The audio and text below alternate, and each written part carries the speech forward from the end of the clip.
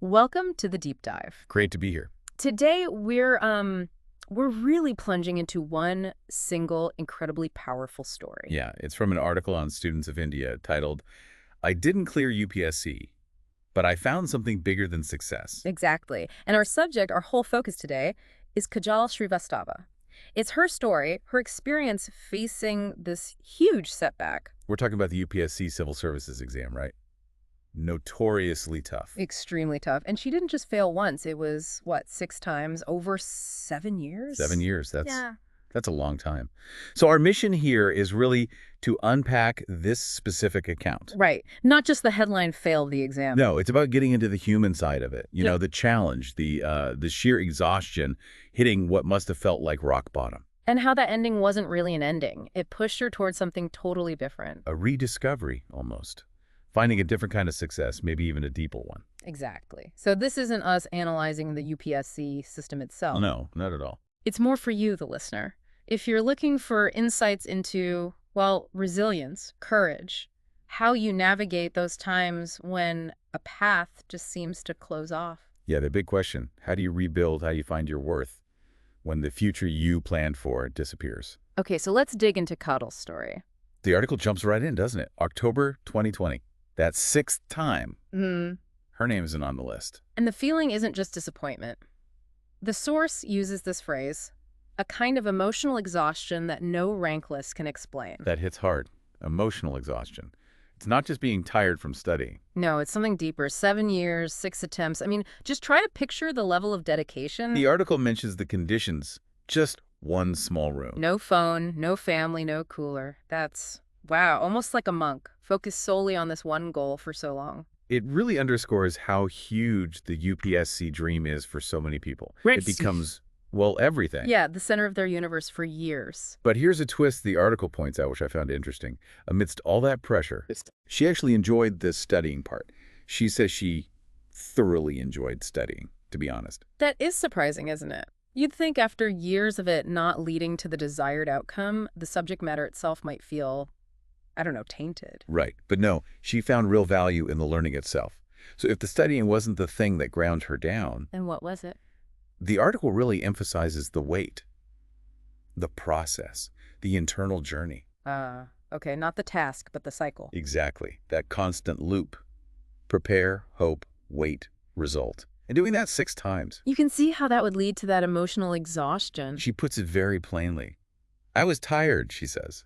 Tired of proving myself. Tired of chasing peace through performance. Chasing peace through performance. Wow, that captures so much, doesn't it? It's not just about exams. No, it applies everywhere. This belief that if I just achieve this thing, then I'll feel okay, then I'll have peace. And the source shows how that pressure changed for her.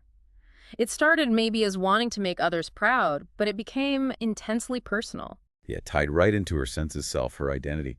She admits the real fear was, if I didn't clear it, I had nothing to fall back on. Oof, that's a heavy burden.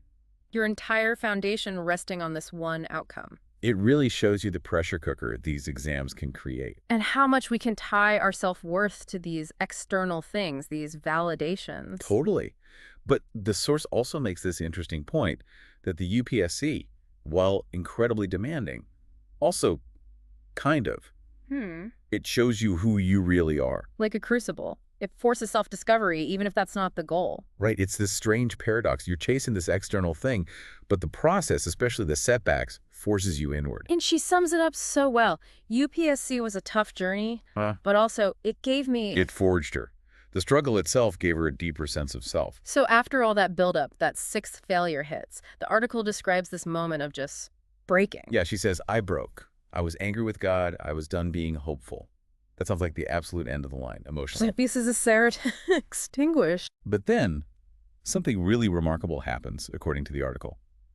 Almost immediately. How immediate. She says, just 10 seconds later. Like, literally seconds after hitting that low point. Wow, what shifted? A thought. A realization. I'm not a failure. Just like that? Yeah. There must be a reason I sustained this long, even without passing. Like a little spark reigniting. That's incredible, that quick turn from despair to, well, maybe not hope yet, but self-worth, resilience. It suggests that resilience was actually built during the struggle, Even though she didn't succeed in the conventional sense, the process itself built that strength. The process, not the outcome. And this leads to, I think, one of the most powerful ideas in the piece. Mhm. Hitting rock bottom can actually remove fear. How so? She uses this Hindi phrase, I'll try to get it right. Jab aap sabse niche chale jate ho, to dar khatam ho jate hai. What does that mean? Basically, when you reach the very bottom, the fear disappears.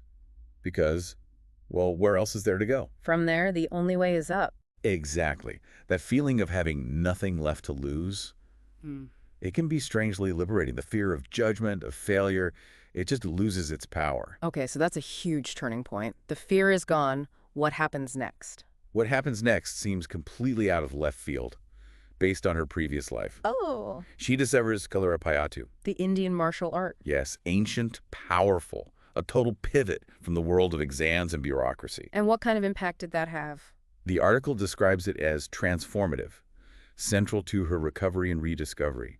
She talks about finding insane joy and energy in it right from day one. So not just a physical activity. Much more. She felt strong, free, alive. It clearly wasn't just about learning moves. It was working on her emotionally, spiritually. It sounds like it fundamentally rewrote her internal script, how she saw herself. Absolutely. The article quotes her seeing herself totally differently, as someone powerful, infinite. She says, I'm not a loser. I'm dangerous in the best way. I'm going to make history. That is a radical shift from tying your worth to an exam result. That's taking back control of your narrative. Totally. And she gives credit to her guru, Sri Shinto Matthew, for helping her find that strength. Sometimes you need that external catalyst, especially after a big fall. Yeah, a new environment, a mentor. And a really significant result of finding this inner strength, she stopped caring about log kia kahenj. What will people say? That ever-present worry. Right, that societal pressure just faded. When you feel powerful inside, the outside noise doesn't matter as much. So this newfound self-belief, this strength from Kalari, where did that lead her next? It became the foundations, the article suggests, for starting TAVASI. TAVASI, right. She calls it her movement for courage. And it's also described as her Swadesi sportswear brand. It wasn't like, oh no, plan A failed, what's plan B? No. The article frames it more organically, like it all came naturally, like a reward for not giving up. It grew out of the whole journey. How just after the journey ended? Precisely. It feels like the physical embodiment of the strength and freedom she found. And it links back, doesn't it, to what her sister said after that last attempt. Yeah, that gentle suggestion. If you couldn't serve the country as an IPS officer, maybe something else is waiting for you. TAVASI seems like it is that something else. A different form of service, maybe. Inspiring courage. It's a great example of finding a new path. But the article also gives important context about the pressures around her journey. Ah, right. The contrast between family and society. Yeah. She highlights the amazing support from her immediate family, parents, sisters, best friends. They never pressured her about the results. So that unconditional support must have been crucial, a safe harbor. Absolutely invaluable. But then, the flip side. The wider world. Society, extended family. The pressure there, she describes as horrible. It really shows that cultural dynamic, doesn't it? The weight of expectation around certain careers. Definitely adds another layer of difficulty.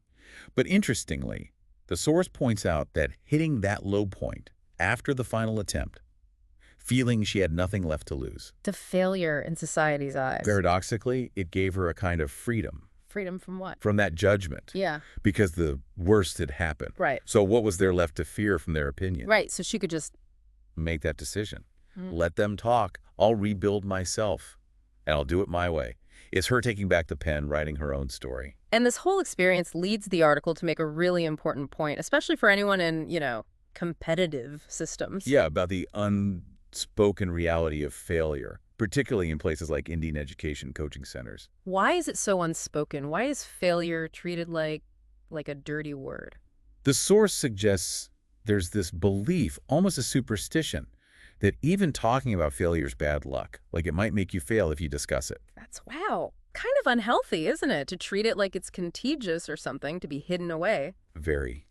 And Kajal's perspective, born from living through it, completely pushes back against that. Oh, so? She basically says, just attempting something as hard as the UPSC, something most people wouldn't even dare, That act itself is brave. You attempted something others didn't even dare to try that already makes you brave. I like that reframing. It shifts the focus entirely, doesn't it? From Mm. outcome to courage, Mm. effort. Yeah, and her message to others who might be feeling that shame, that silence after a similar setback, it comes from such a place of empathy. Because she's been there. She tells them, essentially, if you didn't pass this exam, you're still going to reach a place your imagination can't even picture right now. Wow. Just don't stop, even if you're going through hell. That's powerful. Hope, but not tied to the original plan. Just keep moving. And she taps into something universal, too, about that fear of judgment. She observes, and I'm paraphrasing the Hindi here, that pretty much everyone is scared of being judged by others, by society, about something. सब लोग किसी ना किसी बात से डर रहे होते हैं. Everyone's afraid of judgment about something. Yeah. And realizing that shared fear, that everyone's carrying that burden, it can actually lessen its weight on you. It makes you feel less alone in it. And the article shows how Kajal found the real freedom in self-acceptance. Her words are really key here. The moment you become right in your eyes, you are free from all shame. Internal validation. That's the key to silencing the log kiya kahenje. Exactly. It circles back to that idea of finding me on the journey. So the source kind of boils down her core message into 3 key beliefs. Things she wants students, especially, to hold on to if they're tying their worth to one result. Right. The first one is about reframing last chances. She says, there's no such thing as a last chance. Every last chance is just a second last one. Time is always right. I love that. It takes away the terrible finality of failure. There's always another step, another possibility. The second belief is about following that inner pull. Do the thing you're madly drawn to. That is your ikigai. Your reason for being. Find what truly excites you, gives you purpose, like Kalari and TAVASI did for her. Exactly. Even if it looks nothing like the path you were supposed to be on. And the third. It's about the fundamental power of hard work, no matter the outcome. Jo menet karne se nahi darta, use koi nahi rok sakta. Those not afraid of hard work are unstoppable. Surf wahi log itihas rakhte hain. Only those people make history. It's celebrating the effort, the perseverance itself, as the thing that drives real change. Not just crossing some predefined finish line. Precisely. Okay, so wrapping this deep dive up. Yeah. What have we really seen in Kajal Srivastava's story? We've seen this incredible arc, haven't we? Years of intense focus on one goal, the UPSC. The emotional toll, the exhaustion, reaching that breaking point after the 6th attempt. Yeah, but then crucially, how hitting that absolute low point somehow dissolved the fear. Right, which opened the door to something completely unexpected, Kalaripayattu. And through that, this profound internal shift, finding strength, freedom, a new sense of self. Which then fueled the creation of something new, TAVASI, her movement for courage. It's just such a powerful story about resilience, about defining success on your own terms, not society's. So what's the takeaway here? It seems to be that chasing a big dream, even if you don't reach that specific dream, the journey itself is incredibly valuable. Absolutely. Not just for the skills you learn, but for what it teaches you about yourself. Your ability to endure, your courage when things go wrong. And your fundamental capacity to pivot, to redefine success, to build something new from the rubble of an old plan. It's like realizing that even when you feel you've lost the external thing you were chasing, You're left with the most important asset, yourself. But a stronger, more tested version of yourself. forged in that fire. And accepting that self is where the real freedom lies. Freedom from shame, freedom from judgment, freedom to create. So maybe a final thought for you listening to this. Navigating your own challenges, your own perceived failures or closed doors. What if that courage required to start over, to rebuild from scratch after a major setback? Yep. What if that is the real achievement? Not just a consolation prize, but maybe the most significant success of all. What's your own movement of courage that might be waiting, just beyond a door you thought was locked for